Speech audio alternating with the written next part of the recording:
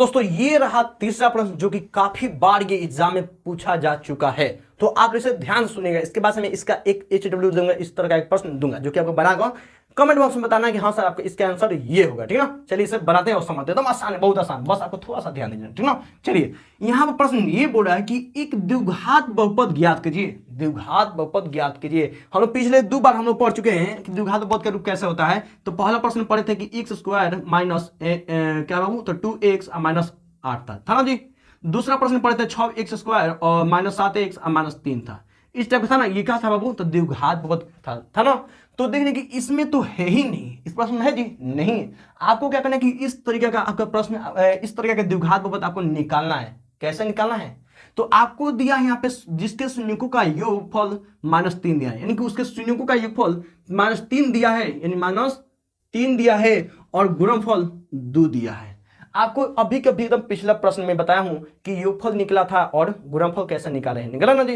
यानी कि गुणनफल और योगफल आया था ना जी। हाँ बिल्कुल आया था ना। चलिए कोई दिक्कत है जी नहीं। यानी आपको पता है कि योगफल का सूत्र क्या होता है बाबू, तो अल्फा प्लस बीटा बराबर क्या था बाबू, यानी अल्फा प्लस बीटा को बाबू क्या बोलते हैं, यहाँ पर लिख दे रहे हैं, ठीक ना। सबसे अच्छा लिख दे रहे हैं, यानी कि अल्फा और प्लस बीटा के मान बाबू यहाँ -3 दिया, ठीक ना।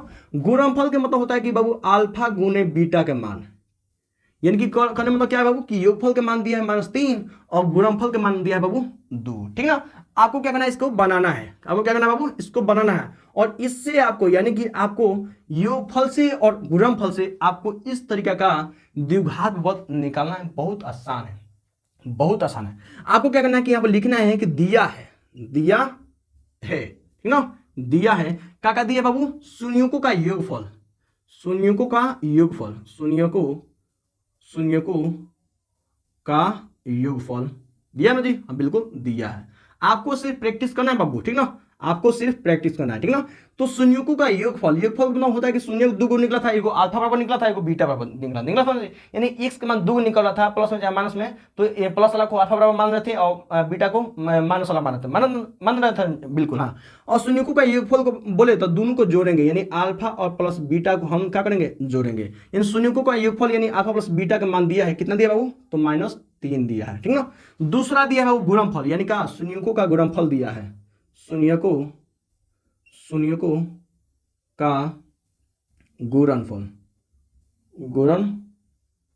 कोई दिक्कत नहीं। अब गुणनफल मतलब क्या होता है कि दोनों में गुना हो जाएगा, यानी अल्फा में गुना करना है बाबू, बीटा में गुना करना है, अल्फा और बीटा में गुना करना है। अब क्या मान दिया बाबू, तो 2 दिया है। क्या दिया बाबू, तो 2 दिया है। तो अब बहुपद ज्ञात करिए, द्विघात बहुपद क्या होगा, द्विघात बहुपद बराबर क्या, ये नहीं पूछ रहा जी। हाँ बिल्कुल यही पूछ रहा है। तो आपको क्या करना है कि यहाँ पर सूत्र से चलना है, यानी कि सूत्र होता है, यानी बहुत आसान सूत्र होता है, यही सूत्र होता है, बता रहे हैं, ठीक ना, सूत्र से। तो द्विघात बहुपद का सूत्र होता है द्विघात बहुपद सूत्र एक होता है। कौन सा सूत्र होता है बाबू, तो सूत्र होता है बाबू x square minus alpha plus beta और गुना होगा इसमें 1 से, अब प्लस में होगा बाबू अल्फा गुने बीटा, इतना है बस, का खत्म। यानी द्विघात बहुपद के सूत्र क्या होता है बाबू, तो x square minus alpha plus beta में गुना 1 से होगा, 1 से अब प्लस अल्फा प्लस बीटा, ठीक ना, कोई दिक्कत नहीं।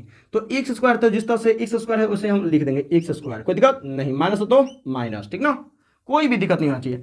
अल्फा प्लस बीटा का मान दिया है जी, हाँ तो दिया है अल्फा प्लस, यानी योगफल का मान दिया है कितना, -3, यानी -3, यानी माइनस लिख रहे थे, 2 चिन्ह आ रहा था तो माइनस लिख देना जी। अब गुना होगा इसमें 1 से, यानी इसका मतलब गुना होता है, ठीक ना, प्लस है तो प्लस अल्फा, सॉरी यहाँ पर गुणन होगा जी। हाँ बिल्कुल यहाँ पर गुना होगा, ये तो हम गड़बड़ कर दे रहे हैं कि ना, गड़बड़ कर दे रहे हैं। यहाँ अल्फा गुने बीटा, यानी अल्फा गुने बीटा का मान दिया है जी। हाँ जी दिया है, कितना दिया बाबू, तो 2 दिया है। कोई दिक्कत है जी, कोई भी दिक्कत नहीं होना चाहिए मेरे बच्चों को, बिल्कुल नहीं होगा, ठीक ना। फिर उसका क्या कर दिया बाबू, तो एक्स स्क्वायर दे दिए।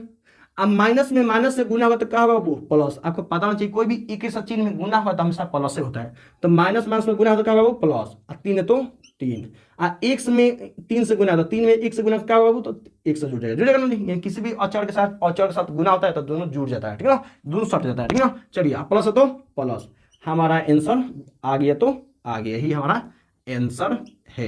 बस समझ जी, हाँ बिल्कुल है। हम क्या किए बाबू, योगफल जो दिया है बाबू, मतलब कि इसमें हमको द्विघात बहुपद ज्ञात करना है और किससे ज्ञात करना है, तो शून्यों का योगफल दिया है और गुणनफल दिया है। तो हम लिख दिए बाबू, दिया है शून्यों का योगफल यानी अल्फा प्लस बीटा माइनस 3 और शून्यों का गुणनफल अल्फा गुणे बीटा बराबर 2। ओके, तो अब द्विघात बहुपद बराबर क्या, तो हमको क्या करना, क्या किया बाबू, सूत्र से चलने, तो सूत्र होता है द्विघात बहुपद का एक सूत्र होता है कि x square minus alpha plus beta गुने ये 0.8 यानी प्लस 0.1 यानी पॉइंट होता है गुना होता है, ठीक ना, यानी जो यहाँ मान होगा ना उसमें एक से गुना का प्लस होता है प्लस और अल्फा गुने बीटा, एक्स स्क्वायर तो एक्स स्क्वायर लिख दिया, माइनस तो माइनस, अल्फा प्लस बीटा का मान दिया है -3, तो यहाँ दो को चिन्ह क्वेश्चन में कर दिए, एक से तो एक्स प्लस होता प्लस अल्फा गुने बीटा का मान क्या दिया बाबू 2 दिया, तो 2 लिया, ठीक है ना।